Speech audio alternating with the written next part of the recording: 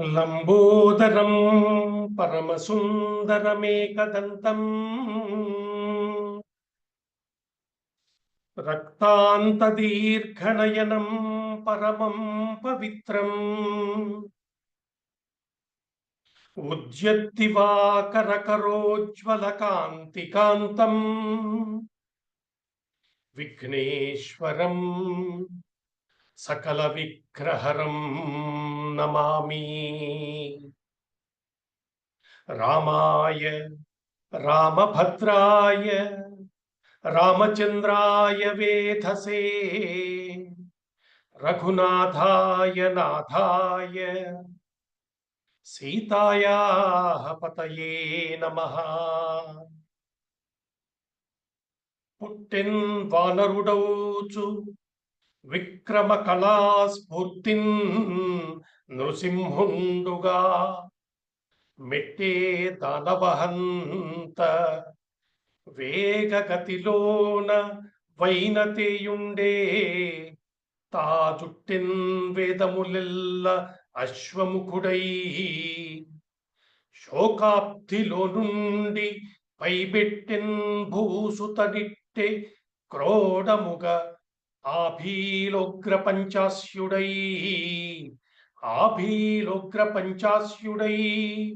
మెట్టెన్నామది నీదు దూత ఇదే స్వామి రామచంద్ర ప్రభు.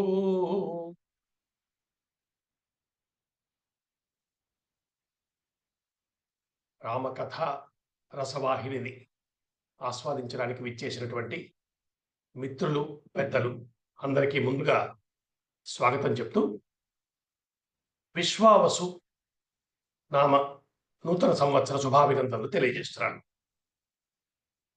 ఈ రోజుతో మనకి కొత్త సంవత్సరం ప్రారంభం అవుతోంది. విశ్వావసు వినటానికే బాగుంది పేరు. ఇంతకుముందు సంవత్సరం క్రోధినామ సంవత్సరం. పేరు వినగానే కొంచెం కంగారు పడి ఉంటాం. ఆ పేరు మనకంతగా మనసుకి రంజింపజేసేలా లేదు. విశ్వావసు దగ్గరికి వచ్చేటప్పటికి బాగానే ఉంది. అంటే మంచి జరగాలని అందరం కోరుకుంటాం. సంవత్సరం బాగుండాలి, ప్రతిరోజు బాగుండాలి, జీవితం బాగుండాలి, ఇలా కోరుకోవటం అన్నది మనందరి యొక్క స్వభావం. అయితే బాగుండాలంటే ఏం చేయాలి? బాగుండాలంటే భారతీయుల్లా జీవించాలి, హిందువుల్లా జీవించాలి. ఇంతే. మొత్తం ఋషులు, మన వాంగ్మయము, పెద్దలు అందరూ కలిసి మనకి చూపిస్తున్న మార్గం ఏమిటంటే హాయిగా బతకండి, ఆనందంగా బతకండి. మరి ఆనందంగా బతకడానికి ఏమిటి మార్గము అంటే భారతీయుల్లా జీవించండి. మన ధర్మం ఏం చేయమని చెప్పిందో అవి చేయాలి, ఏవి వద్దని చెప్పిందో అవి మానేయాలి. ఇంత చిన్న పని కనుక మనం చేసుకుంటే జీవితాలు ఆనందమేమవుతాయి. కాలంలో మార్పులు వస్తూ ఉంటాయి. ఒకసారి ఒక సంవత్సరంలో కొన్ని ప్రత్యేకతలు ఉండొచ్చు, కొన్ని చోట్ల లేకపోవచ్చు, కొన్ని ఇబ్బందులు రావచ్చు. వీటన్నిటికీ అతీతంగా ఒక ఆనందకరమైన, మంగళకరమైన జీవితాన్ని మనందరం సాగించాలి అని మన పెద్దలు కోరుతున్నారు. కాబట్టి అటువంటి జీవితాన్ని ఈ నూతన సంవత్సరం ప్రారంభం రోజు మనందరం కోరుకుందాం. ఇవి ఇవాళ నుంచి మొదలుపెట్టి 9 రోజుల పాటు శారదా నవరాత్రులు అని పిలుస్తున్నాం మనం. అమ్మవారికి సంబంధించినటువంటి విశేషం. అయితే మనకి ఆగమ శాస్త్రాల్లో ఏమని చెప్తున్నారు? శ్రీరాముడు అమ్మవారి అవతారం అని చెప్తున్నారు. శ్రీకృష్ణ శ్యామలాదేవి, శ్రీరామో లలితాంబిక అని కదా. అంటే రామచంద్రమూర్తి లలితా అమ్మవారి అవతారంట. కాబట్టి ఈ 9 రోజుల పాటు అటు శ్రీచక్రోపాసన చేసేవారు, ఇటు పంచదశి లేకపోతే షోడశి మంత్రజపాలు చేసేవారితో పాటుగా రామతారక మంత్రాన్ని జపించేవారు కూడా ఉన్నారు. మనకి 9వ రోజు ఎట్లాగూ శ్రీరామనవమి వస్తోంది. కాబట్టి 9 రోజులు రాముడికి సంబంధించినటువంటి ప్రత్యేకమైన ఉపాసనలు చేసుకోవటం. రాముడు అంటే సీతమ్మే, కాబట్టి వారిద్దరు అంటే హనుమ.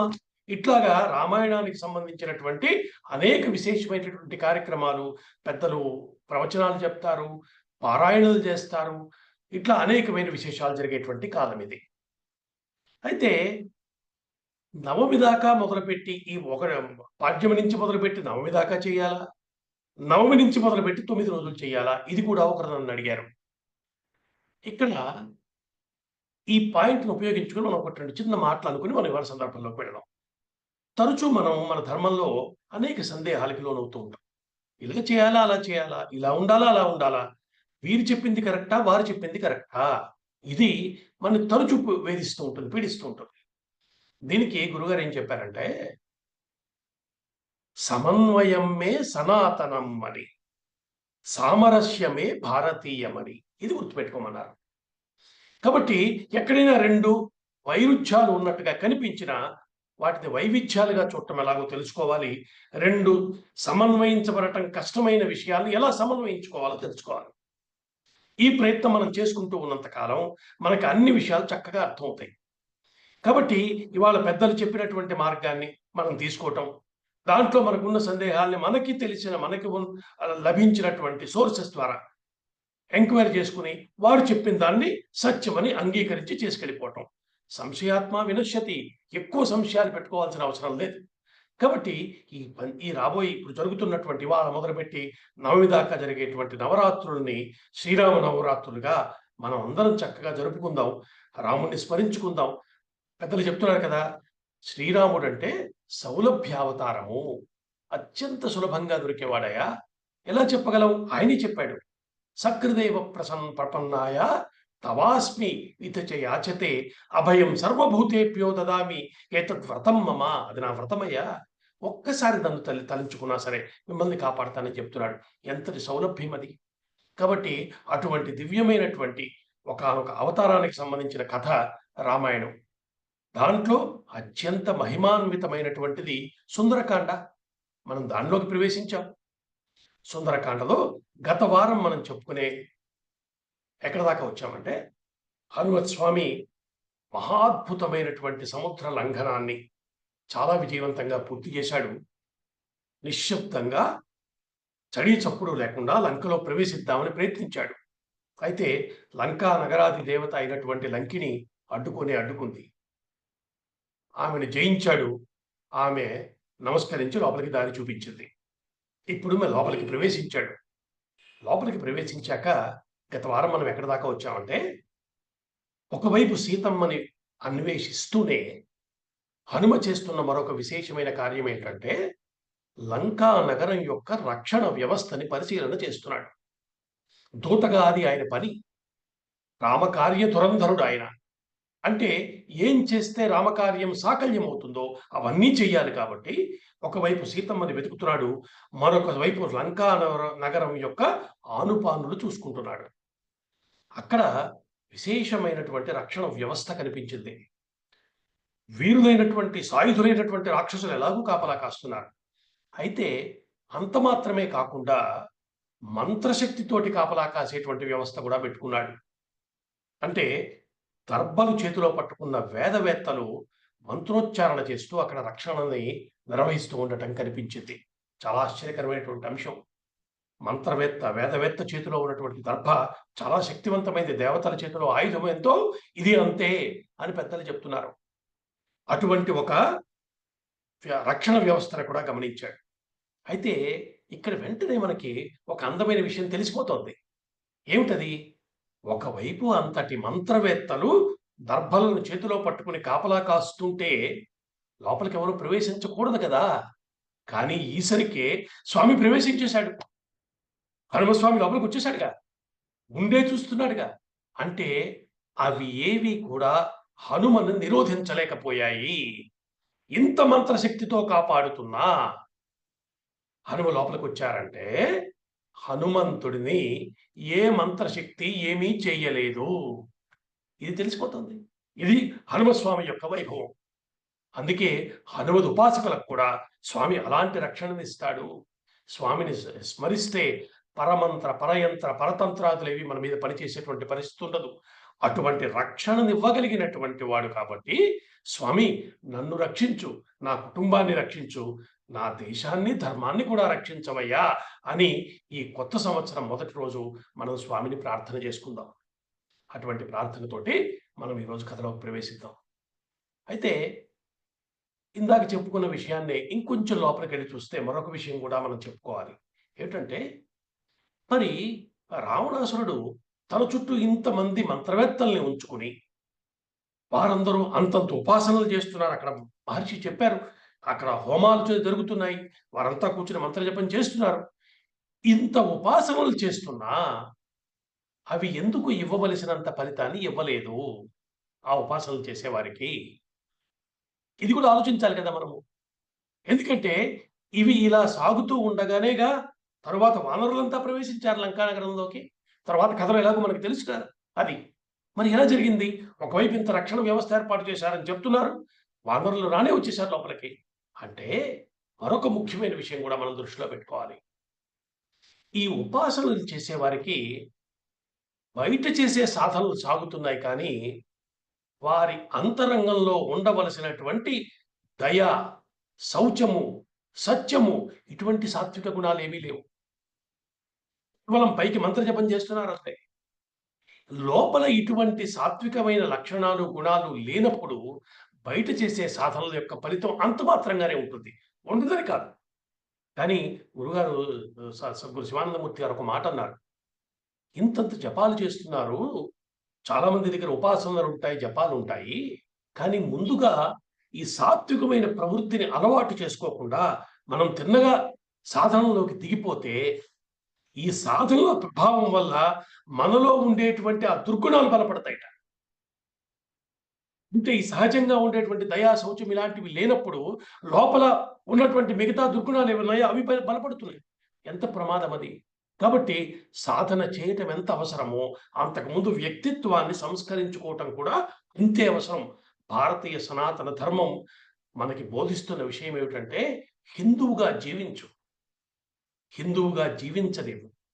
ఇది దాన్నే పెద్దలు ఒక అందమైన విషయంగా చెప్పారు. ఈ మొత్తాన్ని కలిపి ఎలా చూసుకోవాలి అంటే సింపుల్‌గా ఒక 4 మాటల్లో చెప్పుకోవాలంటే తన కోసమే తా బ్రతుకుట. తన కోసమే తా బ్రతుకుట. తన కోసమే తాను బతకటం. తరతమముల పాశవికత. కొంచెం ఎక్కువ తక్కువగా పశుత్వంతో సమానం. కోసమే నేను బతుకుతున్నాను. నేను, నా కుటుంబము ఇంతే. ఇదేమిటిది? పశుత్వంతో సమానం. ఇతరులతో కలిసి మనుట శతవిధముల మానవత. పక్కవాడితో కలిసి జీవించటం అనేది మానవత్వానికి సంబంధించిన సూచన. మరో పైమెట్టు కూడా చెప్పారు మనవాళ్ళు. నిఖిల చరాచరమందున ఏకాత్మత దర్శించుట దివ్యత. మన జాతి చరిత భారతీయ ప్రత్యేకత. కాబట్టి ఈ మొత్తము సృష్టి అంతా ఈశ్వరమయము. ఇందులో అందరూ బాగుండాలి. అందరికి అందుకనే మనం శత్రువులను కూడా నాశనం అవ్వాలని కోరుకుంటాం మనం. పెద్దలు ఎలా చెప్పారంటే శత్రువుని కూడా వాడి బుద్ధి మార్చమ్మా అని అడుగుతాం అమ్మవారిని. ఆ లలితాంబిక, ఆ పరాభట్టారిక, అమ్మా అతని బుద్ధి ఎలా ఉంది? అలా పనిచేస్తున్నాడు. నువ్వు తలుచుకుంటే ఎంతసేపు అతని బుద్ధి మార్చొచ్చు కదా, అతనికి సరైన దారి చూపించొచ్చు కదా, ఇది చెప్తున్నారు. ఈరోజు సుందరకాండని చెప్పుకునేటువంటి క్రమంలో మనము మనస్సుకు సంబంధించిన కొన్ని ప్రత్యేకమైన అంశాలని పరిశీలన చేయబోతున్నాం. హనుమత్ స్వామి చేసేటువంటి అనేక ఆలోచనల యొక్క స్వరూప స్వభావాలని పరిశీలన చేయటం ద్వారా జీవితాన్ని మనం ఎలా తీర్చిదిద్దుకోవాలో, మన మనస్సు మీద ఎలాంటి నియంత్రణని మనం సాధించుకోవాలో ఇవాళ పరిశీలన చేయబోతున్నాం. ఎందుకంటే భారతీయత అంటే కేవలం పూజలు, వేదాంతము ఇటువంటివే కాదు. భారతీయత అంటే జీవితము. నిత్య జీవితంలో ఎలా ప్రవర్తించాలో తెలియటము. ఒక మెచ్యూర్డ్ లైఫ్‌ని గడపటం పేరు భారతీయత. అందుకే ప్రపంచవ్యాప్తంగా మన వాళ్ళు అనేక దేశాల్లో ఉన్నారు కదా! ఎక్కడన్నా చూడండి మన వాళ్ళు ఉన్నారంటే ఆ చుట్టుపక్కల వారందరూ హాయిగా ఉంటారు. మన వారితో విభేదాలు ఉండవు. ఎందుకని? ఆ మెచ్యూరిటీ ఎక్కడి నుంచి వచ్చింది? భారతీయతలోంచి వచ్చింది. భారతీయత ఏం చెప్తోంది? ఒకటే మాట చెప్తోంది. మన ఏవ మనుష్యాణం కారణం బంధ మోక్షయోహో. నీ మనస్సే కారణమయ్యా. దేనికి? బంధానికి, మోక్షానికి కూడా. మోక్షం అంటే విడుదల.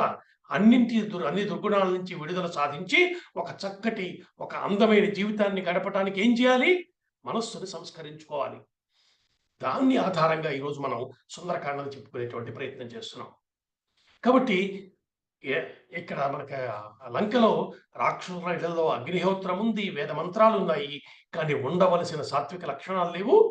అంతేకాదు వాళ్ళ దగ్గర మద్యపానం లాంటి దురభ్యాసాలు కూడా ఉన్నాయి. ఇది చెప్పేందుకు ఏముంది? కాబట్టి ఎంత సాధన చేసుకున్నా ఎంత దైవము ఉపాసన ఉన్నా లోపల ఉండవలసిన సద్గుణాలు లేనప్పుడు వీటి వల్ల ప్రయోజనం ఉండదు. ఇది ఒక ప్రధానమైన అంశంగా మనం గమనించుకోవాలి. హనుమస్వామి లంకలో ప్రవేశించిన రోజు ఏమిటి? ఏ రోజది? అంటే రామాయణం చెప్తోంది మనకి. మార్గశిర మాసం శుద్ధ త్రయోదశి. వివరాలు లెక్క కట్టి పెద్దలు చెప్పేశారు మనకి. మార్గశిర మాసం త్రయోదశి రోజు చంద్రుడు ఎలా ఉంటాడండి ఆకాశంలో? మనందరికీ తెలుసు, విశేషమైన ప్రకాశంతో ఉంటాడు. చక్కగా చక్కటి వెన్నెలలు కురిపిస్తూ ఉంటాడు. అటువంటి చంద్రుడి యొక్క వర్ణనని వాల్మీకి మహర్షి మనకు అద్భుతంగా చేసి అందించారు. అలాంటి కూడా ఒకటి 2 విశేషాలు మనం చెప్పుకుందాం. చంద్రుడికి చెప్తున్న విశేషాలు, వాల్మీకి చెప్పినటువంటి విశేషాలు మనం పరిశీలన చేస్తే దాన్ని పెద్దలు ఒక అద్భుతమైన వ్యాఖ్యానం చేశారు. ఒకవైపు అవి కేవలం చంద్రుడికి సంబంధించిన విశేషాలు మాత్రమే అనిపించేలా ఉన్నా, కేవలం చంద్రుడు మాత్రమే కాదు, రామచంద్రుడికి సంబంధించిన విశేషాలు కూడా అవి. ఇది చూసుకో అని చెప్తున్నారు. ఇదేదో కేవలం మనం నప్పించుతున్న విషయం కాదు. మీరు పరిశీలిస్తే పరమాత్మ యొక్క లక్షణాలు నాకు స్పష్టంగా కనిపిస్తాయి. రమ్యమైన విషయాలు ఇవి. వీటిని మనం తెలుసుకుంటే ఆ శ్లోకాల యొక్క అందం ఏమిటో మనకు తెలుస్తుంది. కాబట్టి రామచంద్రుడికి చంద్రుడికి ఉన్న సామ్యాన్ని చూపిస్తూ అనేక శ్లోకాలు చెప్పారు. ఆ పద్య సౌందర్యం కూడా ఇవాళ మనం కొంత చెప్పుకుందాం. ఇక్కడ ఒక శ్లోకంలో వాల్మీకి అంటున్నారు, లోకస్య పాపాని వినాశయంతం మహోదధించాపి సమేధయంతం భూతాని సర్వాణి విరాజయంతం దదర్శ సీతాంశు మదాభియాంతం. సీతాంశు అంటే చల్లనైనటువంటి చంద్రుడు. లోకస్య పాపాని వినాశయంతం అంటే లోకంలోని పాపాలని, పాపము అంటే దోషము అని కూడా అర్థం ఉంది, రాత్రి అని కూడా అర్థం ఉంది. అంటే లోకంలోని చీకటిని పోగొడుతున్నవాడు చంద్రుడు అని అర్థం. ఏం చేస్తున్నాడు? లోకస్య పాపాని వినాశయంతం, చీకట్లు పోగొడుతున్నాడు. ఇది మొదటి వాక్యం. రెండోది, మహోదధిం చాపి సమేధయంతం, సముద్రాన్ని తన వెన్నెల కాంతితో పొంగిస్తున్నవాడు. మనకు తెలుసు కదా, చంద్రకాంతిని చూస్తే సముద్రం పొంగుతుంది, ఉప్పొంగుతుంది. పౌర్ణమి నాడు సముద్రంలో పోటు రావటం మనందరికీ పరిచయం ఉన్న విషయం కదా. కాబట్టి చంద్రుడు ఆకాశంలో రావటం వల్ల సముద్రాన్ని పొంగిస్తున్నాడు. ఇది రెండో వాక్యం. మూడోది, భూతాని సర్వాణి విరాజయంతం, సమస్తమైన ప్రాణికోటిని ప్రకాశింపజేస్తున్నాడు. చంద్రుడు రాగానే ఏం జరుగుతుంది? చీకట్లు తొలగిపోయి ఆ వెన్నెల వేళ చక్కగా అంతా మనకి తేటతెల్లమవుతుంది, కనబడుతూ ఉంటుంది. సమస్తమైన ప్రాణికోటి ప్రకాశవంతంగా కనబడుతుంది. ఇది భూతాని సర్వాణి విరాజయంతం. ఇప్పుడు కాబట్టి చంద్రుడి పరంగా అర్థమైపోయింది. అయితే మనం పరిశీలన ఎలా చేయమన్నారు? ఇది రామచంద్రుడి పరంగా చెప్పమంటున్నారు, అలా చూడమంటున్నారు కదా. ఇప్పుడు చూద్దాం. మరి లోకస్య పాపాని వినాశయంతం. ఇప్పుడు రామచంద్రుడు ఉదయించాడు కదా, భూమి మీదకి వచ్చాడు. సాక్షాత్తు శ్రీ మహావిష్ణువు సమస్త లోకముల యొక్క పాపాల్ని పోగొట్టడం కోసం ఎవరి పేరు అలా స్మరిస్తే రామ అన్న 2 అక్షరాలు చాలయ్యా. ఆ 2 చాలు. దేనికి? సమస్తమైన పాపాలని పోగొట్టుకోవటానికి. దీన్నే మనం మొట్టమొదటి రామాయణం ప్రారంభం చేసుకుంటున్నప్పుడు విశేషంగా చెప్పుకున్నాం. అనేక అంశాలు అందులో మనం పరిశీలన చేసుకున్నాం. రామ శబ్దానికి ఉన్నటువంటి పెద్దలు చెప్పిన అద్భుతమైన వ్యాఖ్యానాలన్నీ చూసుకున్నాం. కాబట్టి రామచంద్రుడు ఎందుకు ఉదయించాడు? సమస్త లోకముల యొక్క పాపాలని పోగొట్టడం కోసం. సరిపోయింది అలాగా. ఇప్పుడు మహోదధిం చాపి సమేధయం. రామ కథ వినటానికి ఇంతమంది వచ్చారే, పండగ వేళ అనేక పనులు ఉంటాయి, అయినా రాముడి కథ కదా, సుందరకాండట కదా, విందాం అని ఎందుకు వచ్చారు అంటే, రామ కథ వింటుంటే అంతరంగంలోని ఆనందం అనే సముద్రం పొంగుతుంది అని చెప్తున్నారు. రాముడిని తలుచుకుంటే లోపల నుంచి ఆనందం పెళ్ళుకి వస్తుంది. ఎందుకని? స్వయంగా ఆనంద స్వరూపుడైన వాడు దిగొచ్చాడు కాబట్టి. కాబట్టి రాముడు అంటే ఎవరు? క్షణక్షణం యన్నవతాముపైతి తదేవ రూపం రమణీయతాయ అని మనం చెప్పుకున్నాం కదా. రాముడిని తలుచుకుంటే చాలు ఆనందం వస్తుంది. రమణీయత్వాత్ రామ. కాబట్టి ఇటువంటి ఆనందాన్ని కలిగించేవాడు కాబట్టి మళ్ళీ ఇప్పుడు ఇది కూడా సరిపోయింది. సో ఇందాక చంద్రుడికి ఎలా సరిపోయిందో ఇప్పుడు లోపల ఉన్న ఆనందాన్ని పొంగిస్తున్నాడు కాబట్టి మహోదధించాపి సమేధయంతం, అది కూడా సరిపోయింది. ఇంకా భూతాని సర్వాణి విరాజయంతం. విరాజయంతం అంటే ప్రకాశింప చేస్తున్నవాడు చెప్పుకున్నాం కదా. రామచంద్రుడిగా వచ్చిన పరమాత్మ సమస్త జీవకోటికి చైతన్యాన్ని ఇస్తున్నాడు. ఈ సమస్త జీవకోటి బ్రతికి జీవిస్తోందంటే ఆయన దయ వల్ల కదా! కాబట్టి పరమాత్మ శ్రీరామచంద్రుడిగా వచ్చాడు కాబట్టి సమస్త జీవకోటికి ప్రకాశాన్ని ఇస్తున్న వాడైన రామచంద్రుడు. కాబట్టి భూతాని సర్వాణి విరాజయంతం. ఇలా మొత్తం శ్లోకమంతా అటు చంద్రుడి పరంగా సరిపోయింది, ఇటు రామచంద్రుడి పరంగా సరిపోయింది. ఎంత అందంగా ఉందో చూసారా? ఇది ఈ రసజ్ఞులైన వారు దీన్ని ఆనందిస్తారని పెద్దలు చెప్పినటువంటి ఈ విషయాన్ని మీ అందరికీ పంచుకుంటున్నాను. ఇట్లా అందమైనటువంటి రమ్యమైన శ్లోకాలతోటి సుందరకాండని రచించారు వాల్మీకి మహర్షి. ఇలా చెప్తూ చెప్తూ ఇంకొంచెం ముందుకెళ్ళిన తర్వాత ఒక శ్లోకం రాశారు. అది ఎంత బాగుంటుందో. అందులో ఏం చేశారు, ఒకవైపు మళ్ళీ చంద్రవర్ణనే, వరుసగా చంద్రవర్ణంతోనే కొన్ని శ్లోకాలు నడుస్తాయి. ఒకవైపు చంద్రుడి గురించి చెప్తున్నట్టుగా ఉంటుంది, రెండో వైపు రామాయణంలో ఇప్పటిదాకా జరిగిన కథ అంతా చెప్పేశారు అని చెప్తున్నారు. చూడండి అదెంత గొప్పగా చెప్పారు, ఒకసారి చూద్దామా? శిలాతలం ప్రాప్య యథా మృగేంద్రో మహారణం ప్రాప్య యథా గజేంద్ర పద్యం సమాసాద్య యథా నరేంద్ర తథా ప్రకాశో విరరాజ చంద్ర. ఎంత బాగుందో చూడండి. ముందు చంద్రపరంగా అర్థం చెప్పుకోవాలి. ఎట్లా ఉంది కదా, శిలాతలం ప్రాప్య యథా మృగేంద్రో. ఎవరు? చంద్రుడు. ఎలా ఉన్నాడు అంటే, ఒక సింహం ఉంది. ఆ సింహం ఒక విశాలమైనటువంటి పర్వత మైదానంలోకి వచ్చి నిలబడ్డట్టుగా ఉన్నట్టు ఆకాశంలో చంద్రుడు. చంద్రుడు అలా మబ్బులు లేని ఆ రమ్యమైన ప్రశాంతమైన ఆకాశంలో ఎలా కనిపిస్తున్నాడు? ఒక పర్వత మైదానంలోకి వచ్చి నిలబడ్డ సింహంలా ఉన్నాడు చంద్రుడు. వినీల ఆకాశంలో చంద్రుడు ఒక మహా మైదానంలోకి వచ్చి నిలబడ్డ సింహంలా కనిపిస్తున్నాడు. తర్వాత ఏమన్నారు? మహారణం ప్రాప్య యథా గజేంద్ర. ఒక యుద్ధ రంగంలోకి వచ్చి నిలబడ్డ మత్త గజేంద్రంలా ఉన్నాడు, ఏనుగులా ఉన్నాడు. ఎవరు? చంద్రుడు. బాగుంది, అది కూడా బాగా చెప్పారు. మూడవది, ఒక మహారాజు తన రాజ్యాన్ని తాను తిరిగి పొంది సింహాసనం మీద కూర్చున్నప్పుడు ఎలా ఉంటాడో ఆకాశంలో అలా ఉంటూ, రాజ్యం సమాసాధ్య యథా నరేంద్ర తథా ప్రకాశో విరరాజ చంద్ర. కాబట్టి మూడు ఉపమానాలు చెప్పారు. విశాలమైన మైదానంలోకి వచ్చి నిలబడ్డ సింహంలా ఉన్నట్ట చంద్రుడు, మహాయుద్ధ రంగంలోకి విచ్చేసినటువంటి మత్త గజంలా ఉన్నట్ట, మూడవది తన రాజ్యాన్ని తాను పొంది సింహాసనంపై కూర్చున్నటువంటి మహారాజులా ఉన్నాడు. ఎవరు? చంద్రుడు. ఇప్పుడు మళ్ళీ రామచంద్రుడి పరంగా చూద్దాం. రామకథ ఎలా ఉంది ఇక్కడ? మొదటి వాక్యంలో మహా మైదానంలోకి వచ్చినటువంటి చంద్రుడు అంటే, తన రాజ్యాన్ని తన స్వస్థానాన్ని వదిలిపెట్టి అరణ్యవాసం చేయటానికి వచ్చిన రాముడు. ఇలా వ్యాఖ్యానం చేశారు పెద్దలు. పెద్దలు చెప్పిన విషయమే చెప్తున్నాను మీకు. కాబట్టి అట్లా అరణ్యవాసంతోనే కదండి రామకథ ప్రారంభమైంది. అలా వచ్చినటువంటి రామచంద్రుడు కనిపిస్తున్నాడు. రెండో వాక్యం దగ్గరికి వచ్చేప్పటికి రణరంగంలోకి వచ్చిన మత్త గజము, రాక్షస సంహారం చేసినటువంటి రామచంద్రుడు మనం చూసాం. అక్కడ 14,000 మంది రాక్షసుల్ని ఎలా సంహరించాడో అద్భుతమైనటువంటి యుద్ధాన్ని కళ్ళ ముందు వర్ణించి చూపించారు మనకి. అటువంటి రాక్షస సంహారం చేసినటువంటి రామచంద్రమూర్తి రణరంగంలోకి వచ్చిన మత్తగజంలా ఉన్నాడు. ఇంకా మూడవ వాక్యం, తన రాజ్యాన్ని తాను పొంది సింహాసనంపై అధిష్ఠితుడైనటువంటి ప్రభు ఎలా ఉన్నాడో చివరికి రామకథలో జరగబోయేది అదే.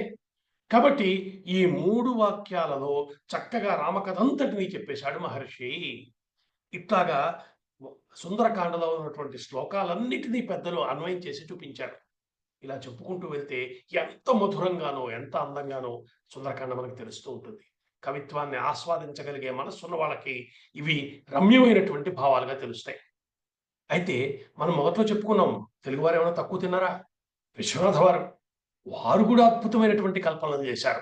అసలు ఆయన చెప్పిన ఒక కల్పన చెప్పుకోకపోవటం కుదిరే పనే కాదు, అంత అద్భుతంగా చెప్పారు. ఆయన మళ్ళీ చంద్రుడి గురించే చెప్పాలి కాబట్టి ఇప్పుడు ఆకాశంలో చంద్రుడు ప్రకాశిస్తున్నాడు. భావన చేసి చూడండి మనసులో. ఆకాశంలో చంద్రుడు, నిర్మలమైన ఆకాశము, చంద్రుడు ప్రకాశిస్తున్నాడు, ఒక్కడే కనిపిస్తున్నాడు. కింద ఒక సరస్సు ఉంది. సరస్సు ఎలా ఉంది? నిశ్చలంగా ఉంది, కదలటంలా. ఆ నిశ్చలంగా ఉన్న నీటిలో చంద్రుడి యొక్క ప్రతిబింబం నీటిలో కనిపిస్తోంది. చందమామ నీటిలో కనిపిస్తున్నాడు. ఇప్పుడు మీరు నీటిలోని ప్రతిబింబాన్ని చూస్తే పైన ఆకాశంలో చంద్రుడు ఉన్నాడు రూఢిగా తెలిసిపోతుందిగా. మీరు మళ్ళీ తలెత్తి చూడక్కలా. కింద నీటిలో ప్రతిబింబం, చంద్రుడి యొక్క ప్రతిబింబం కనిపించింది. మళ్ళీ తలెత్తున్నాడా అని చూస్తామా? ఇక్కడ ఉన్నాడంటే అక్కడ ఉన్నట్టే అని కదా. ఇప్పుడు ఆ భావాన్ని వాడుకుంటూ అద్భుతమైన వర్ణన చేశారు. ఇప్పుడు ఆయనేమన్నారంటే, ఇప్పుడు ఆకాశాన్ని సరస్సుగా ఊహించుకో అన్నారు. ఆకాశం అంతా ఒక సరస్సు, నిశ్చలంగా ఉన్న ఒక సరస్సు ఆకాశం. ఆకాశంలో కనిపిస్తున్న చంద్రుడు ప్రతిబింబం అనుకో. ఇందాక సరస్సులో కనిపించిన చంద్రుడి ప్రతిబింబంగా చూసామే. ఇప్పుడు ఆకాశం, నిశ్చలంగా ఉన్న ఆకాశం సరస్సు అయితే అందులో ఉన్న ప్రతిబింబం చంద్రుడు. అయితే ఇప్పుడు మరి ప్రతిబింబం అక్కడ ఉందంటే బింబం ఎక్కడో ఉండాలిగా. లంకలో కూర్చున్న సీతమ్మ ఆవిడ బింబం అని చెప్తున్నారు. ఈ తల్లి ఇక్కడ కూర్చుంది కాబట్టి చంద్రుడు అక్కడ కనిపిస్తున్నాడయ్యా. ఈ తల్లికి ప్రతిబింబం ఆ చంద్రుడు. ఎంత అద్భుతమైన పలికి చెప్పారో చూసారా? పైన ప్రతిబింబము ఉంది అంటే కింద బింబం ఉండి తీరాలి. పైన చంద్రుడు కనిపించాడంటే సీతమ్మ ఇక్కడ ఉండి తీరాలి అని నిశ్చయానికి వచ్చాడని దివ్యమైనటువంటి భావనలు చేశారు మన విశ్వనాథ్ వారు కల్పవృక్షంలో. ఇవి కవుల యొక్క వైభవం. ఇది భారతీయ సాహిత్యంలో ఉన్నటువంటి అద్భుతమైనటువంటి వర్ణన, ఆ వైభవం ఎంత బాగుందో చూడండి.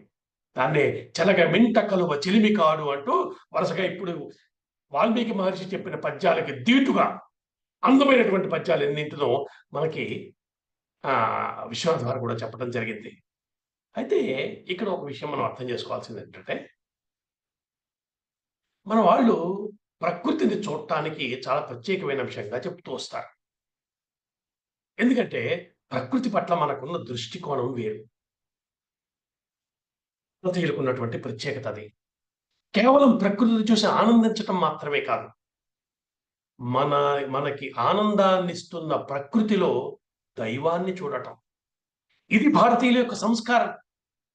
అంటే జగత్తులో ఏ అందమైన అంశాన్ని చూసినా దానిని భగవత్ విభూతిగా గుర్తించటం మన యొక్క సంస్కారం. అది ఇది ఒక సాధన. ఇలా చూడాలి. మీరు అద్భుతమైన ఒక విషయాన్ని చూశారు, ఆహా ఇక్కడ ఈశ్వరుడి యొక్క విభూతి కనిపిస్తోంది. ఇది మనం చేయవలసినటువంటి భావన. ఇప్పుడు దీనిని గూర్చటి, అంటే ఇది ఎందుకు చెప్పుకుంటామంటే, ఈరోజు రామచంద్రుడి గురించిన కదా, శరన్నవరాత్రులు కదా ఇవి. ఈ నవరాత్రుల్లో చంద్రుడి యొక్క వైభవం చెప్పుకోవటం న్యాయమే కదా. అందులో మన రామచంద్రుడి వైభవం కాబట్టి ఇక్కడ ధూర్చటి కాళహస్తీశ్వర మహాత్యంలో ఆకాశంలో కనిపించే చంద్రుడిని ఎలా చూడాలో మనకి పరిచయం చేస్తుంది. ఇది మనకి సాధనకి పనికొస్తుందని ఈ విషయం చెప్తున్నాను. అంటే ఇప్పటిదాకా మనం ఆకాశంలో చంద్రుడిని చూసి ఆనందించిన వారెవరు? ఎవరైనా సరే సముద్రాన్ని కానీ చంద్రుడి కానీ చూస్తే మనసు పరవశించిపోతుంది, ఆనందిస్తాం. అయితే ఎలా ఆనందించాలో చెప్తున్నాడు ధూర్చటి. ఏమంటున్నాడు ఆయన? ఉదయగ్రామము పానవట్టము అభిషేకోద ప్రవాహంబు వార్ధి దరీధ్వాంతము ధూపధూమము జ్వలద్దీప ప్రభారాసి కౌముది తారానివహంబులర్పిత సుమంబులుగా తమోదూర సౌఖ్యదమై సీతగభస్తి బింబ శివలింగం బొప్పే ప్రాచీదిశన్. ఇలా చూడాలట. ఇది సాధన. ఎలా కనిపిస్తోంది? ఆకాశంలో కనిపిస్తున్నటువంటి ఆ చంద్రుడిని చూశాడు. చూస్తే కవికి ఎలా కనిపించిందంటే, శివుడు వచ్చాడయ్యా, శివలింగంలా కనిపించిందట. ఎట్లా ఉంది? ప్రాచీదిశ మొత్తము కూడా అదంతా ఒక వేదికలా కనిపించింది. ఎట్లా ఉన్నాడు ఆయన? ఉదయగ్రామము పానవట్టం. పానవట్టం అంటే శివుడి యొక్క లింగం ఉండేటువంటిదంతా కూడా ఆ మొత్తం ఆకాశంలో కనిపించేదంతా కూడా ఒక పానవట్టంలా కనిపించింది. అభిషేకోద ప్రవాహంబు వార్ధి. అక్కడ మొత్తం కింద ఒక సముద్రం ఏం చూస్తున్నటువంటి స్వామిని చూస్తున్నాడు. చంద్రుడు ఉదయిస్తున్నాడు. ఆ చంద్రుడు వస్తున్నటువంటి సందర్భం అది. ఎక్కడ చూస్తున్నాడు? సముద్రంలోంచి. ఇప్పుడు ఆ సముద్రం అంతా ఎలా ఉంది? అభిషేకోద ప్రవాహంబు అంటే స్వామికి అభిషేకం చేస్తే అభిషేక జలమంతా పారుతోందా అన్నట్టుగా ఉన్నాడు. ఆ శివలింగం, చంద్రుడన్న శివలింగానికి చేసిన అభిషేక జలమే సముద్రము. దరీధ్వాంతము ధూపధూమము. ఆ చుట్టుపక్కల కొండల్లో కనిపిస్తున్నటువంటి చీకటి ఉందే, అది స్వామివారికి వేసినటువంటి ధూపధూమంగా కనిపిస్తోంది. మనం ధూపం వేస్తాం కదా, అగరత్తులు వెలిగిస్తాము, సాంబ్రాన్ని పొగపెడతామే, అలా కనిపిస్తుంది. ఆ చీకటంతా ధూపధూమంలా ఉంది. జ్వలద్దీప ప్రభారాసి కౌముది. చక్కటి వెన్నెలంతా కనిపిస్తోంది చుట్టూ. ఈ వెన్నెల ఎలా ఉంది? స్వామివారి కోసం వెలిగించిన దీపాల యొక్క ప్రకాశంలా ఉందిట. తారానివహంబులర్పిత సుమంబులుగా, ఆకాశంలో నక్షత్రాలన్నీ చూస్తే స్వామివారి మీద జల్లినటువంటి మల్లెపూల్లో ఉన్నాయి. చక్కగా ఇలా పూజ చేస్తే అవన్నీ అలా పడ్డాయి. నక్షత్రాలన్నీ స్వామివారికి చేసినటువంటి పూల్లో ఉన్నాయి. అట్లా ఉన్నటువంటి తమోదూర సౌఖ్యదమై, ఏమిటట విశేషము? మనస్సులో ఉండే తమోదూర, తమస్సు అంటే చీకటి, అజ్ఞానము. మనస్సులో ఉండేటువంటి చీకటి ఏమిటి? అజ్ఞానమే. దాన్ని పోగొడుతున్నటువంటి సీత గభస్తి బింబ అంటే చంద్రుడి యొక్క బింబము శివలింగం బొప్పి ప్రాచీదిశన్, తూర్పు దిక్కున అది నాకు చంద్రబింబం శివలింగంలా కనిపించింది అంటున్నాడు. ఇది ఇంత విశేషంగా వాళ్ళు చెప్పుకోవడానికి కారణం ఇందాక చెప్పినట్టుగా ఇది ఒక సాధనాపరమైనటువంటి అంశము. సృష్టిలో ఉన్నటువంటి ఏ విషయాన్నైనా ఈశ్వర విభూతిగా చూసేటువంటి ఒక శక్తిని మనకు ఆ రామచంద్రమూర్తి, ఆ లలిత అమ్మవారు ఇచ్చుగాక అని నమస్కరించుకుంటూ మళ్ళీ కథలోకి వద్దాం. ఇప్పుడు ఈ వెన్నెల కాంతుల్లో, ఆ వెన్నెల రాత్రి హనుమత్ స్వామి జల్లెడ వేసి వెతికినట్టుగా మొత్తం లంకా నగరాన్ని వెతుకుతున్నారు. అక్కడ అనేక మందిని చూస్తూ వెళ్తున్నారు. క్రమంగా అంతఃపురంలోకి వెళ్ళారు. అంతఃపురం అంటే అదేదో ప్రైవేట్ బిల్డింగ్ కాదు. అంతఃపురం అంటే రాజమందిరంలో రాజులు, వాళ్ళ కుటుంబ సభ్యులందరూ ఉండేటువంటి ఆ మందిరాల సముదాయం ఉండే ప్రాంతం. అంతా కొన్ని భవనాలు ఉన్నాయి లోపల. కొంత ప్రైవసీ ఉంటుంది దానికి. ఎవరి భవనాలు వాళ్ళకు ఉంటాయి. ఇలా అనేక భవనాలు ఉన్న ఆ ప్రాంతాల్లో ఒక భవనం నుంచి ఒక భవనానికి చూసుకుంటూ వెళ్తున్నాడు హనుమత్ స్వామి. అనేక మంది పురుషులు కనిపించారు. రాక్షసులైన కొంతమంది ముఖాలు చూస్తే ప్రసన్నంగా ఉన్నాయని చెప్తున్నారు మహర్షికి. అంటే ఈ ప్రసన్నత ఎక్కడి నుంచి వచ్చింది? వారిలో ఉన్నటువంటి విద్య, సంస్కారము తెలియకుండా ఆ ముఖంలో ఒక కళగా, ఒక ప్రశాంతమైనటువంటి ఒక కళగా కనిపిస్తోంది. వారిని చూసి హనుమత్ స్వామి సంతోషిస్తున్నట్ట. అంటే అవతల వ్యక్తిలో కనుక సంస్కారవంతమైన లక్షణాలు కనిపిస్తే సంతోషించడం అనేది కూడా ఒక సంస్కారం కదా. అది స్వామిలో పుష్కలంగా ఉంది. చూసుకుంటూ వెళ్తున్నాడు. సరే, ఉన్నది లంకానగరం కాబట్టి రాక్షస స్త్రీలు ఉండనే ఉన్నారు. వారిని కూడా చూస్తున్నాడు. ఇలా మొత్తం అంతఃపుర భవన సముదాయాలన్నీ వెతికాడు. ఎక్కడా సీతమ్మ కనిపించలేదు. కొద్దిగా దిగులు మొదలైంది. అయితే మళ్ళీ తేరుకున్నాడు. మొత్తం భవనాలన్నీ మళ్ళీ వెతికాడు. అమ్మ చాడలేదు. క్రమంగా రావణుని అంతఃపురంలోకి ప్రవేశించాడు. ఆ లోపల అనేకమైన విశేషాలున్నాయి. ఒకవైపు నిత్య పూజలు జరిగేటువంటి పూజా మందిరాలు కనబడుతున్నాయి. మరొక వైపు విలాసాల కోసం ఏర్పాటు చేసుకున్న భవనాలు. మనం అనుకున్నాం కదా, అంతఃపురం అంటే ఒక భవనం కాదు, భవనాల సముదాయం అది. లోపల ఇవన్నీ కనబడుతున్నాయి. రావణుని వైపు ఉన్నటువంటి అనేక మంది ప్రముఖుల భవనాలు కూడా. అంత రావణ పరివారానికి సంబంధించిన వాళ్ళు కాబట్టి ఇంద్రజిత్తు, విభీషణుడు, మంత్రి ప్రహస్తుడు, వీళ్ళందరి భవనాలు చూసుకుంటూ వెళ్తున్నాడు హనుమస్వామి వెతుక్కుంటూ. ఇక్కడ లంకానగరంలో మహర్షి అనేక రకాల భవనాలు ఉన్నాయని చెప్పారు. వాటి విశేషాలన్నీ వివరంగా వర్ణించారు. ఎన్ని రకాల వైభవాలు, ఎన్ని రకాల సౌకర్యాలు, విలాసాలు పెట్టుకున్నారో వాటన్నిటి గురించి చెప్తూ వచ్చాడు. అయితే వేటి మీద హనుమత్ స్వామి దృష్టి ఆగటం లేదు. ఆయన పనులు ఆయన ఉన్నాడు. చూసుకుంటూ క్రమక్రమంగా ఒక చోటకు వచ్చేసరికి ఒక పెద్ద విమానం కనిపించింది.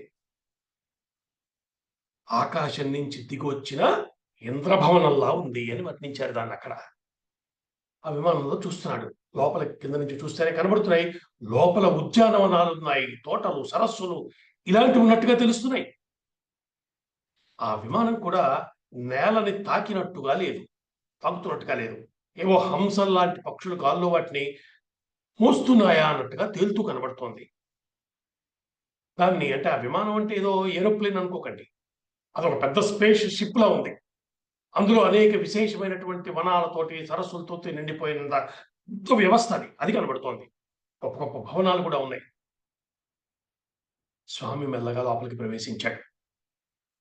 ఆ భవనాల వంక చూస్తున్నాడు. ఆ ముఖద్వారం పైన, ఆ భవనాల ముఖద్వారాలు ఉంటాయి కదా, ఆ ముఖద్వారం పైన ఒక దేవతామూర్తి ఆకృతి కనిపిస్తోంది.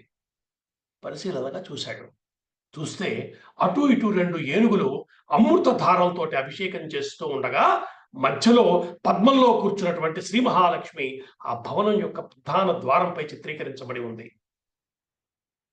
నిజానికి ఈ పుష్ప విమానం లేదా పుష్పక విమానం రావణుడు తయారు చేసుకున్నది కాదు. వాడు కుబేరుడి దగ్గర నుంచి ఎత్తుకొచ్చాడు. కాబట్టి అందులో దేవతామూర్తులు ఇలాంటి భవంతుల యొక్క ప్రధాన ద్వారాల్లో ఉండటం కనిపిస్తోంది. నిజానికి ఆ మాటకొస్తే లంక కూడా కుబేరుడిదే. ఆ తర్వాత మనకి ఉత్తరాఖండలో మనకి తెలుస్తుంది. ఇంత గొప్ప నగరాన్ని రావణుడు కట్టుకున్నాడేమో అని మనం భ్రమపడకూడదు. అందుకని చెప్తున్నాను. రావణాసురుడు కుబేరుడి మీదకి దండెత్తి వెళ్ళినప్పుడు సోదర వరుసలు అవుతాడాయన. వీడు వెడుతుంటే వీడొస్తున్నాడని విశ్వవస బ్రహ్మ దగ్గరికి వెళ్లి చెప్పాడు కుబేరుడు వీడొస్తున్నాడని. అంటే ఆయన అన్నాడు, "నాయనా ఇప్పుడు వీడితో గొడవ పడకు. ఈ కాలం వాడిది. నువ్వు దాన్ని వదిలేసేయి. ప్రస్తుతానికి వదిలేసి వెళ్ళిపో" అని చెప్పారు. ఆ పెద్దాయన చెప్పారు కాబట్టి ఎందుకు చెప్పారో కుబేరుడు దాన్ని వదిలేసి వచ్చాడు. ఆయన వదిలేసి వెళ్ళిపోతే వీడెళ్లి దాన్ని పట్టుకొచ్చాడు. అది. అంతే తప్ప ఇదేదో యుద్ధంలో జయించాడు అటువంటిది ఏమీ లేదు. వీడు తయారు చేసుకున్నది కాదు, గెలిచి తెచ్చింది కాదు. అది పుష్ప విమానం యొక్క కథ. దీన్ని విశ్వకర్మ సృజించాడు.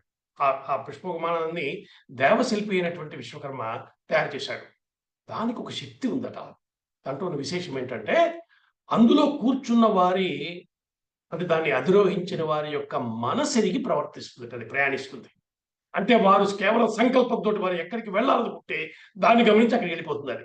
అటువంటి శక్తి కలిగినటువంటి ఒక అద్భుతమైన పుష్పక విమానం అది. దాంట్లో ప్రవేశించాడు స్వామి. వెతకటం మొదలుపెట్టాడు. వెతుకుతూ లోపలికి వెళ్తుంటే ఆ భవనాల్లో అనేక శాలలు అంటే హాల్స్, పెద్ద పెద్ద హాల్స్ లాంటివి దాటుకుంటూ లోపలికి వెళ్తున్నాడు. ఒక చోటకు వచ్చేసరికి ఒక విశాలమైనటువంటి శాల కనిపించింది. ఆ మధ్యలో ఒక పెద్ద శయ్య ఉంది. ఆ శయ్య మీద నిద్రిస్తున్నాడు మన రావణాసురుడు కనిపించాడు. అతని చుట్టూ అనేక మంది కాంతలు నిద్రిస్తూ కనిపించారు. రావణాసురుడి గురించి కూడా మినుములు రాసి, నల్లటి మినుములు రాసిపోస్తే ఎలా ఉన్నాడో అలా పడుకున్నాడు. అంతకన్నా వాడి గురించి చెప్పడానికి ఉంది. అలాంటి వాడు అక్కడ పడుకున్నాడు. వాడి చుట్టూ అనేక మంది కాంతలు నిద్రిస్తూ కనిపించారు. వారంతా మామూలుగా లేరు. విశేషమైన సౌందర్యంతో ఉన్నారు. కేవలం రాక్షస కాంతలు మాత్రమే కాదు, దేవకాంతలు, గంధర్వ కాంతలు కూడా రావణాసురుడి యొక్క వైభవాన్ని, శక్తిని గుర్తించి వలచి వచ్చారు వారక్కడికి. వారందరూ అక్కడున్నారు. అతని పట్ల ఇష్టంతో వచ్చిన వారంతా అక్కడ నిద్రిస్తూ కనిపించారు. అట్లా సౌందర్య రాసులైనటువంటి స్త్రీల మధ్య నిద్రిస్తున్న రావణుడు నక్షత్రగణ మధ్యలో వెలిగిపోతున్న చంద్రుడిలా ఉన్నాడు. మళ్ళీ చంద్రుడి గురించి చెప్పాడు. సో ఇలా చూసుకుంటూ లోపలికి వెళ్ళేసరికి రావణుడి యొక్క శయ్యకి కొద్ది దూరంగా అక్కడ ఒక విశాలమైన వేదిక, అక్కడ ఒక పెద్ద శయ్య మీద నిద్రిస్తున్న ఒక స్త్రీని చూశాడు. కొంచెం దూరం నుంచి చూశాడు. కానీ ఆ తల్లి మంచి తేజస్సుతో కనబడుతోంది. బంగారు వర్ణపు ఛాయ కలిగిన శరీరం. మహాసౌందర్యవతిలా అనిపిస్తోంది. దూరం నుంచి చూసేటప్పటికి అర్థమైంది. ఆవిడ రావణాసురుని యొక్క పట్టపు మహిషి.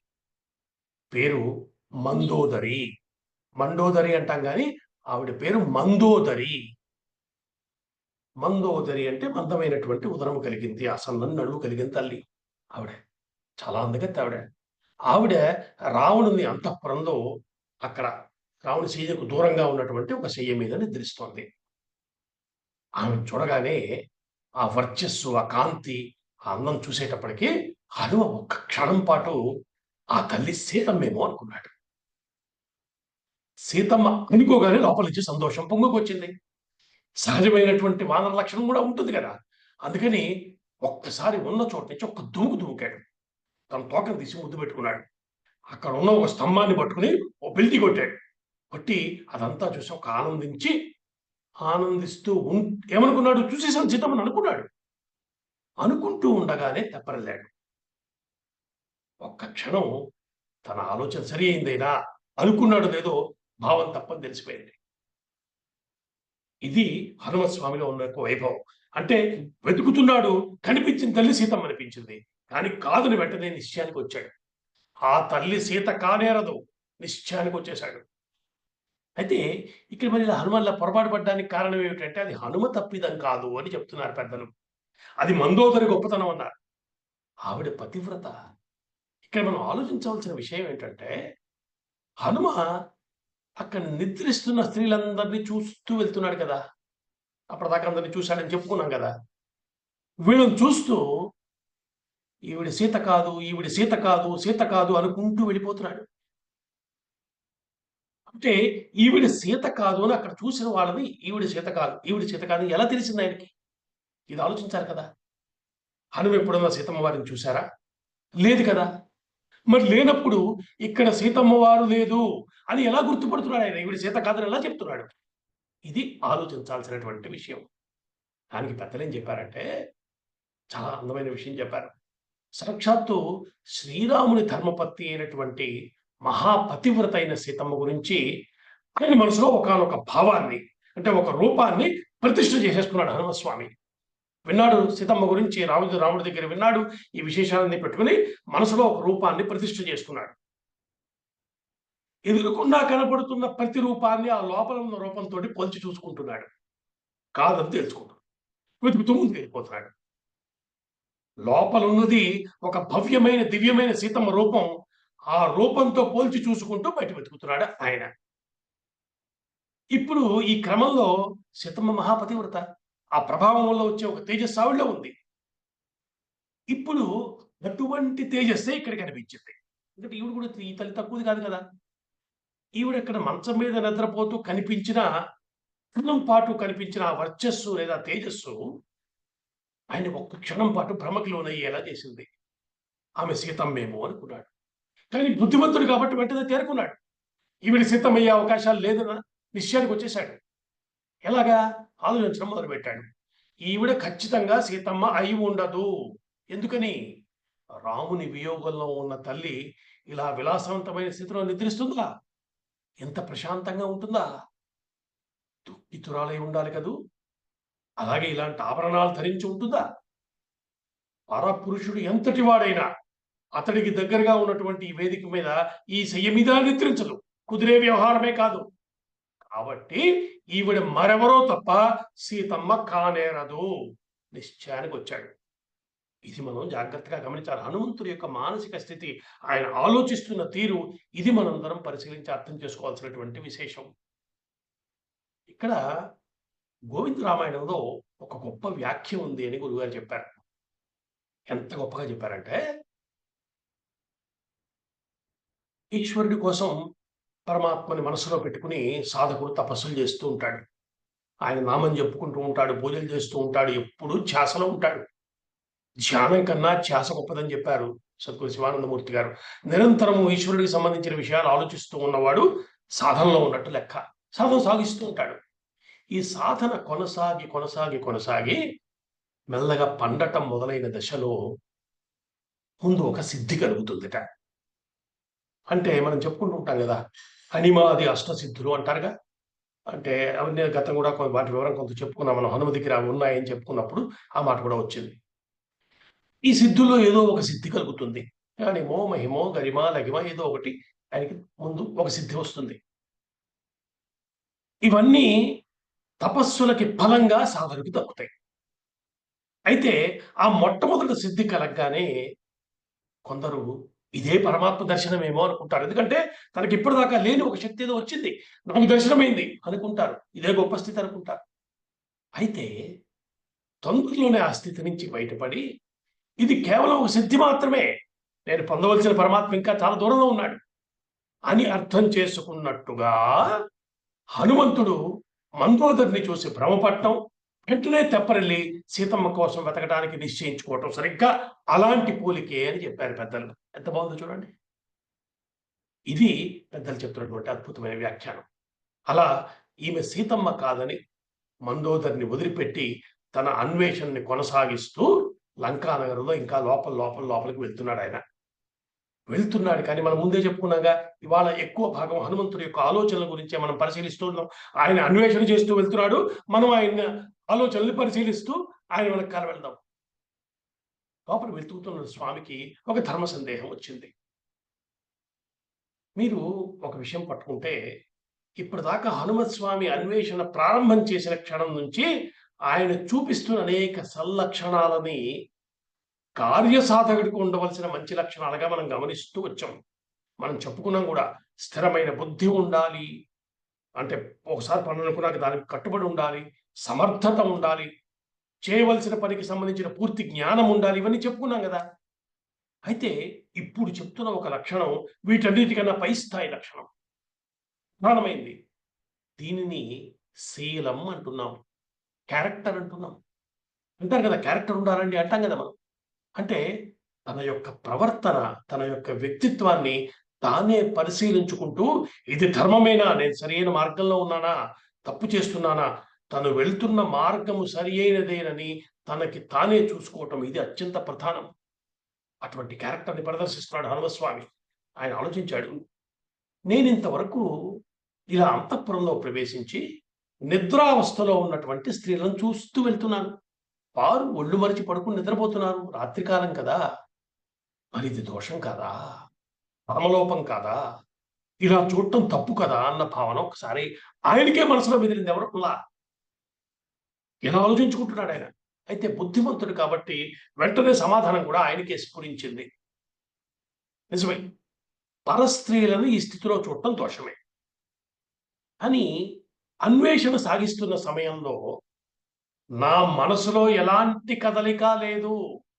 నా మనస్సు ఏమీ చెదరలేదు. సీతమ్మే ఉంది. "మే మనసః కించిత్ వైకృత్యం ఉపపద్యతే" అంటూ ఒక సూత్రాన్ని చెప్పారు మహర్షి. అంటే మనస్సు కదలటం లేదు. ఆ ఒక వస్తువుని చూశారు. దాని పట్ల ఎటువంటి భావము ఏర్పడలేదు. దానిని ఆయన పట్టించుకున్న దాఖలేదు. తనకు కావలసిన వస్తువా కాదా? అంతే. అంతతో పూర్తయిపోయింది. వీళ్ళందరిని చూస్తున్నప్పుడు సీతమ్మ ఉన్నదేమో అని వెతుకుతున్నానే తప్ప, నేను చూసే విషయాల పట్ల నాకు స్పృహ లేదు కదా! అనుకుంటున్నాడు. ఆ సమయంలో ఆయన మనసు ఎక్కడుంది? సీతమ్మని ధ్యానిస్తూ ఉంది. అందుకే పెద్దలు ఎంత బాగా చెప్పారంటే, అన్వేషణ అన్న మాటకి ధ్యానం అని అర్థం చేసుకో. ఈజీగా ఉంటుంది తెలిసిపోతుంది అని చెప్పారు. సాధనాపరమైన దృష్టితో చూసినప్పుడు అన్వేషణ అన్నది సాధనయే అని చెప్తున్నాయి శాస్త్రాలన్నీ కూడా. దానికి మనకి పోతన గారు కూడా మనకు తెలిసిన పద్యం ఉంది కదా! "ఎందందు వెతకి చూచినా" అప్పుడే కనబడతాడని చెప్పాడు కదా పరమాత్మ. కాబట్టి ఇక్కడ కూడా ఎందందు వెతకి చూచిన అర్థంలో అన్వేషిస్తున్నప్పుడు దేనిని అన్వేషిస్తున్నామో దాని మీదే మన దృష్టి ఉంటుంది. బయట కనిపించే విషయాలన్నీ కూడా ఎలా చూస్తాము? ఇది ఆ వస్తువు కాదు, ఆ వస్తువు కాదు అని తీసేస్తూ వెతుకులాట చూస్తాం. మనం ఒక పెన్ను కోసం వెతుకుతున్నాము. ఏదో కనిపించింది. ఇక ఇది పెన్ను కాదు, ఇది కాదు, ఇది కాదు. ఇది పెన్నే కానీ నేను అనుకున్న పెన్ను కాదు అనుకుంటూ వెళ్ళిపోతాం కదా! అలాగా మనసు మాత్రం స్థిరంగా అన్వేషించదలుచుకున్న వస్తువు మీద ఉంటుంది. వెతుకులాట మాత్రం సాగిస్తూ ఉంటాం. దీనినే వేదాంత పరిభాషలో మనకి తెలిసిన మాట ఉంది కదా! నేతి, నేతి, నేతి అంటూ ఉంటారు కదా! అంటే నేతి నా ఇతి అంటే ఇది కాదు, ఇది కాదు, ఇది కాదు అని బయట కనిపించే అన్ని విషయాల్ని ఇది పరమాత్మ కాదు, ఇది పరమాత్మ కాదు, ఇది కాదని తీసేస్తూ చివరికి ఏది పరమాత్మో దాని వైపు దృష్టి పెట్టటం దీన్ని సాధన అంటారు. హనుమత్ స్వామి ఇప్పుడు అదే చేస్తున్నారు. పరాశక్తి అయినటువంటి సీతమ్మ మీదే మనసు లగ్నం చేసి బయట కనిపిస్తున్న విషయాలేవి ఆవిడ కాదని తెలుసుకుంటూ వాటిని పరిహరిస్తూ వదిలేస్తూ వెతుక్కుంటూ ముందుకెళ్ళిపోతున్నారు. ఇది అత్యంత ప్రధానమైనటువంటి రహస్యం, సాధనాపరమైన విషయం కూడా కదా! ఇది సుందరకాండ యొక్క వైభవము, హనుమత్ స్వామి యొక్క వైభవము. కాబట్టి ఇక్కడ హనుమంతుడి అన్వేషణలో నేను స్త్రీలను చూస్తున్నానన్న దృష్టే లేదు. సీతమ్మ కోసం వెతుకుతున్నానన్న దృష్టి మాత్రమే ఉంది. మనసులో ఏ వికారము వచ్చే ప్రసక్తే లేదు. ఇట్లా ఆయన తనని తాను చెక్ చేసుకుంటూ ఎటువంటి ధర్మలోపము లేదని నిర్ధారణకొచ్చి అన్వేషణ కొనసాగిస్తున్నాడు. ఇది మనందరికీ పెద్ద ఒక సందేశాన్ని ఇస్తోంది. అంటే మనం ఆ ఇంట్రోస్పెక్షన్ ఆత్మ పరిశీలన అంటాం కదా! అది చేసుకుంటూ ఉండాలి. మనం ఏమిటో మనకి మాత్రమే తెలుస్తుంది. అంతే కదండీ! ఇప్పుడు నా మనసులో ఏముంది ఎవరికి తెలుస్తుంది? నాకు మాత్రమే తెలుస్తుంది. సో, మన మనసుని మనమే పరిశీలించుకుంటూ ఉండాలి. ధర్మం పట్ల నిష్ట కలిగి ఉంటే మనసులోకి తప్పుడు ఆలోచనలు రావటం ఆగిపోతుంది అని చెప్పారు. ఇక్కడ ఒక అద్భుతమైనటువంటి ఒక ఉదాహరణ కూడా చెప్పుకుందాం మనం. కాళిదాసు అభిజ్ఞాన శాకుంతలం రాస్తూ అద్భుతమైన విషయాన్ని చెప్పాడు. మన మన కావ్యాల్ని, మన యొక్క గ్రంథాల్ని ఇలా పరిశీలన చేసుకోవాలి మనం. దుష్యంతుడు మహారాజు. ఆయన అరణ్యానికి వెళ్ళినప్పుడు కణ్వముని కణ్వుడు అనేటువంటి ముని ఉన్నాడు. ఆయన ఆశ్రమంలో మొదటిసారిగా శకుంతలని చూశాడు. చూసి ఆమె పట్ల ఆకర్షితుడయ్యాడు. ఆమెని పత్నిగా స్వీకరిస్తే బావుంటుంది అని మనసులో అనిపించింది. అయితే అలా అనిపించిన వెంటనే రెండో ఆలోచన కూడా చేశాడు. ఏమనుకున్నాడు? ఇలా నేను క్షత్రియుడినయ్యుండి ఒక మునికాంతని వివాహం ఆడాలనుకోవటం దోషం కదా! నా మనసు ఇలా తప్పుగా ఎలా ఆలోచిస్తోంది అని అనుకున్నాడు. ఎందుకు ఆలోచిస్తోంది నా మనస్సు అని ఆలోచించాట. అంటే తనకు తానే పరిశీలన చేసుకుంటున్నాడు.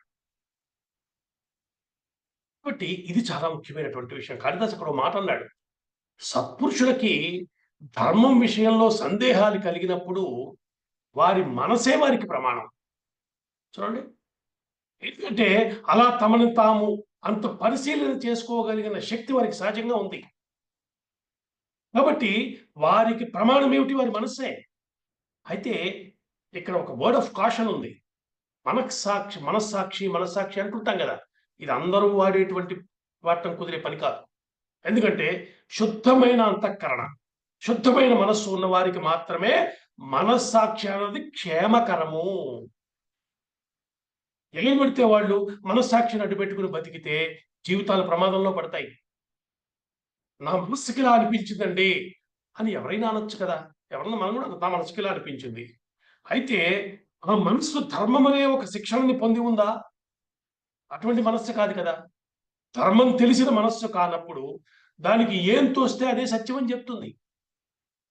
ఇది చేశామా ప్రమాదంలో పడుతున్నాం. కాబట్టి మన మనస్సుతో ఎలా డీల్ చేయాలో ఇది తెలుసుకోకపోతే జీవితాలు కష్టంలో పడుతున్నాయి. ఎవరైతే నిరంతరం ధర్మం పట్ల ఒక జాగరూకతతో ఉంటుంది, వారి మనస్సు వారికి సరియైన సమయంలో సరియైన సూచనలు ఇస్తూ వస్తుంది. ఇది మహాత్ముల విషయంలో జరిగేటువంటి విషయము అలా చెప్పారు. అంతే తప్ప నా మనసుకు నచ్చినట్టుగా చేశాను ఇలాంటి మాట్లాడటం సరియైన పని కాదు.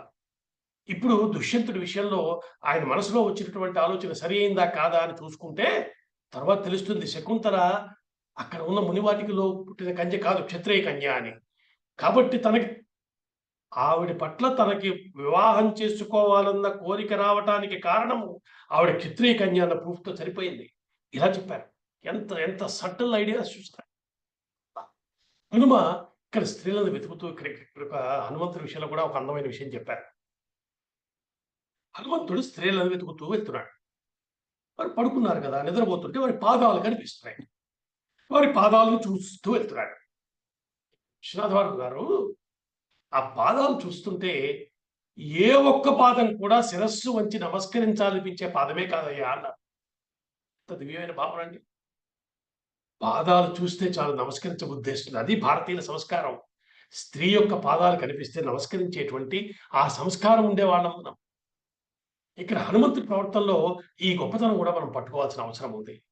ఎందుకంటే ఇంద్రియాలకు సంబంధించిన విషయంలో మనస్సుది ప్రధానమైన పాత్ర.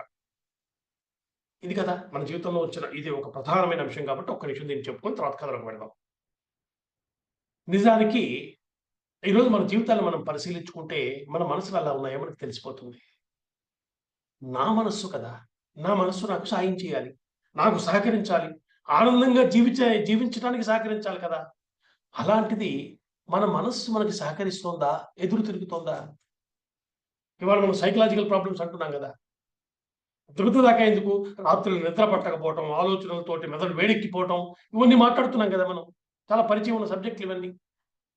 ఎందుకలా జరుగుతోంది? అంటే మన మనస్సు మనం చెప్పినట్టు వింటల్లేదు. ఇప్పుడు బయట నుంచి ఎవరన్నా మనకొచ్చి ఇబ్బంది పెడితే అధిగమించటం ఒక రకం. కానీ మన మనస్సే మనకు శత్రువు అవుతోందే. లోపల ఉన్న మనసే మనల్ని ఇబ్బంది పెడుతూ ఉంటే దీన్ని దాటడం ఎట్లా? ఇది కూడా మన ధర్మం చెప్పింది.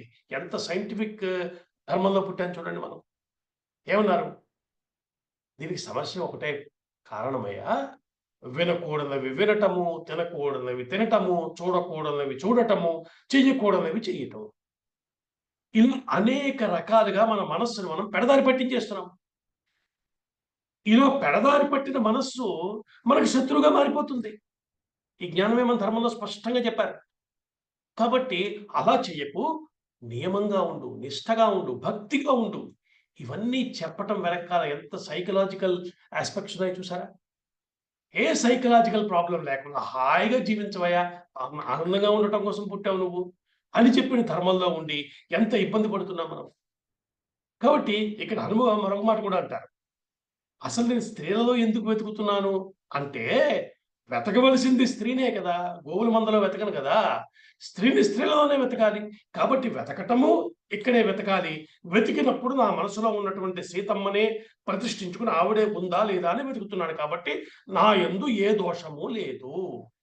ఇది నిర్ధారణ చేసుకుని అవనంతపురాన్ని, పుష్పక విమానం మొత్తాన్ని వెతుకుతూ తిరుగుతున్నాడు ఆయన. ఇది మనం ఇవాళ ముందు నుంచి చెప్పుకుంటుంది. హనుమంతుడి యొక్క ఆలోచన సరళి మనం బాగా పట్టుకుంటే జీవితం క్షేమంగా నడిచేటువంటి ఒక అవకాశం వస్తుంది. హనుమత్ స్వామిని వేడుకున్నా అటువంటి ఆలోచన ఇచ్చేటువంటి అవకాశం దొరుకుతుంది. ఇలా వెతుకుతూ వెతుకుతూ ఉన్నాడు. ఎప్పటికీ పని జరగలేదు. సీతమ్మ కనిపించడం లేదు. చివరికి ఆయనకు ఒక సందేహం వచ్చింది. అసలు సీతమ్మ బతికే ఉందా? ఈ ఆలోచన వచ్చింది. ఎందుకంటే తనకు లొంగలేదని ఆ తల్లిని రాక్షసుడు ఏమైనా సంహరించాడా? లేక ఇంత భయంకరమైన వాతావరణం మనుషులు చూస్తేనే దరిద్రంగా ఉన్నారు వాళ్ళు. వీళ్ళందరి మధ్య భయంతో ఎక్కడో దాక్కుందా తల్లి? ఏది ఏమైనా సరే సీతమ్మ జాడ తెలుసుకోకుండా నేను ఇక్కడి నుంచి వెళ్ళకూడదు. ఇక్కడి నుంచి వెళ్ళను. అలా వెనక్కి వెళితే ఇప్పటిదాకా చేసిన ప్రయత్నం అంతా వృధా అయిపోతుంది. వానరులందరూ నా కోసం ఎదురు చూస్తూ ఉంటారు. వెళ్ళగానే అడుగుతారుగా, ఏం చేసావు లంకలో అంటారు. ఏం చెప్పాలి? ఇలా ఆలోచిస్తున్నాడు. క్రమంగా దిగులుగా అనిపించింది మనసు. మళ్ళీ సంపాదించుకున్నాడు. ఇక్కడ హనుమ ఒక అద్భుతమైన మాట చెప్పారు. ఆయన అంటారు, ప్రపంచంలో మనం అనుకున్నది సాధించలేనప్పుడు మనసుకు కొంత దిగులుగా అనిపించటం, కృంగటం సహజమయ్యా. కానీ ప్రయత్నశీలుడికి తన ప్రయత్నం సాఫల్యాన్ని పొందే వరకు మనస్సుకు దైన్యాన్ని రానివ్వకూడదు, దిగులును రానివ్వకూడదు. విజయం సాధించాలంటే ఈ విషయాన్ని ప్రధానంగా దృష్టిలో పెట్టుకోవాలి. దిగులు లేని స్థితి పేరే మహర్షి దీనికి సంస్కృతంలో ఒక అద్భుతమైన మాట చెప్పారు. అనిర్వేదం అన్నారు. ఇవాళ మనం సైకాలజీలో చాలా పేర్లు వింటుంటాం. నెగిటివ్ టర్మ్స్ వింటాం చాలా. ఫ్రస్ట్రేషన్, డిప్రెషన్ ఇలాంటివి వింటాం కదా. అంటే మనసులో ఎప్పుడైతే దిగులు వచ్చిందో మనం బలహీనమైపోతాం. ఈ శోకము, దిగులు ఇవన్నీ మనసుని, దానివల్ల వచ్చి మనిషిని కూడా బలహీనపరిచేటువంటి అంశం. సుందరకాండలో ఒక ఒక ఆణిముత్యాలైనటువంటి కొన్ని వాక్యాలు చెప్పారు. అందులో రెండు శ్లోకాల్లోంచి 2 వాక్యాలు కలుపుకుంటే అద్భుతమైన భావం వస్తోంది. నిర్వేద శ్రేయో మూలం అనిర్వేద పరం సుఖం అంటూ తర్వాత శ్లోకంలో అనిర్వేదో హి సతతం సర్వార్థేషు ప్రవర్తక అని చెప్పారు. అంటే కార్యం సఫలం కావాలంటే అన్నిటికన్నా ముఖ్య లక్షణం అనిర్వేదమే. అంటే దిగుళ్ళు వదిలేసుకోవాలి. జరగలేదే బెంగగా ఉండటము ఇది వదిలేసేయాలి. కాబట్టి నేనేం చేయాలి? ఉత్సాహం తెచ్చుకోవాలి అనుకున్నారు స్వామి. అనుకుని తిరిగి ఉత్సాహాన్ని సాధించుకుని ఇప్పుడు ఎక్కడెక్కడ వెతకలేదు, ఎక్కడ వెతకలేదు ఎలా తెలుస్తుంది? వెతికితే తెలుస్తుంది. కాబట్టి మళ్ళీ మళ్ళీ వెతకటమే కర్తవ్యము. కార్య సాఫల్యతకు ప్రధానమైనది ఏమిటి? వెతకటమే అని నిశ్చయించుకున్నాడు. అనుకుని అంతఃపురం నుంచి బయటకు వచ్చాడు. బయట వెన్నెల పిండి ఆరబోసినట్టుగా ఉంది. బయట ఉన్నటువంటి సరస్సును చూశాడు, దిగుడు బావులు చూశాడు. ఇట్లా ఎంత వెతికినా కనిపించటం లేదు. మళ్ళీ ఆ ఊహల్లో మళ్ళీ ఈసారి సీతమ్మకి ఏమైనా ప్రమాదం జరిగి ఉంటుందా అన్నవైపు వెళ్ళింది మళ్ళీ మనసు. ఇందాక అనుకున్నాడు కదా, సీతమ్మ జీవించి ఉన్నదా అనుకున్నాడుగా. ఇప్పుడు దానికి ఇంకొక రకమైన ఆలోచన వస్తోంది. రావణుడు ఆకాశ మార్గంలోంచి తీసుకొచ్చాడు అమ్మని. జారి పడిపోలేదు కదా. లేదా వీడు పరమ దుర్మార్గుడు తనకు లొంగలేదని ఆ తల్లిని మింగేశాడా? లేకపోతే రావణాసురుడు ఆమెను తీసుకురావటం ఇష్టం లేని వారు ఇక్కడ స్త్రీల రాక్షసుల్లో చాలా మంది ఉన్నారు. వారు ఏమైనా చేసుంటారా? ఇలా అనేక రకాల ఆలోచనలు మనసులో మెదులుతుండగా వెతుకుతున్నాడు ఆయన. ఇప్పుడు నేను సీతమ్మ కనబడలేదన్న వార్త చెప్పటం ఎలాగా? నేను చెప్తే రాముడు మిగులుతాడా? జీవించడం. రాముడు లేకపోతే లక్ష్మణుడు లేడు. వారిద్దరు లేకపోతే భరతుడు లేడు, సుగ్రీవుడు లేడు. మా సుగ్రీవుడు ఉండడు. భరతాదులు ఉండరు, ఎవరు ఉండరు. వీళ్ళెవరు ప్రాణాలతో మిగలరు. ఇలా ఇటువైపు ఇంతమంది వానర ప్రముఖులు, అటు ఇక్ష్వాకు వంశంలోని ప్రముఖులు ఎవరు కూడా సీతమ్మ దొరకలేదంటే తట్టుకోగలరయ్యా? ఇంతమందికి ఇంత కష్టాన్ని తెచ్చిపెట్టి సమాజాన్ని చెప్పటం కోసం నేను కిష్కిందకు తిరిగి వెళ్ళటం ఎందుకు? కాబట్టి ఇక్కడే ఉండిపోతాను. నేను తిరిగి వెళ్ళిపోతే, వెళ్ళకపోతే ఎప్పటికైనా హనుమంతుడు తిరిగి వస్తాడు అనేటువంటి ఆశతో వారు జీవించుంటారు. నా మీద నమ్మకం ఉంది వారికి. నేను వారి ఆశను పోగొట్టను. కాబట్టి నేను ఇక్కడే చేతికి అందింది తింటూ వానప్రస్థునిగా కాలం గడిపేస్తాను. మనకి చెప్తూ ఉంటారుగా, యోగేనాంతే తనుచ్యజామని శ్లోకంలో అంటాం కదా. అంటే యోగులు ఇలా జీవించి చివరికి శరీరాన్ని వదిలిపెట్టేస్తారు. యోగ మార్గంలో ప్రాణాలను వదిలేస్తారు. నేను కూడా నా శరీరాన్ని అలా వదిలిపెట్టేస్తాను. సముద్ర జలాల్లో కలిసిపోతాను. సీతమ్మ కనబడనంత వరకు ఒక తపస్విలా జీవించి శరీరాన్ని వదిలేస్తాను అనుకుంటున్నాడు. కానీ మళ్ళీ సంపాతి చెప్పిన మాట గుర్తొచ్చింది. ఏమన్నాడు? సీతమ్మ లంకలో ఉందని నేను ఇక్కడి నుంచి స్పష్టంగా చూస్తున్నానని చెప్పాడు కదా. మనం చెప్పుకున్నాం ఆ విషయం. సంపాతి చెప్పినటువంటి మాట మళ్ళీ గుర్తొచ్చింది.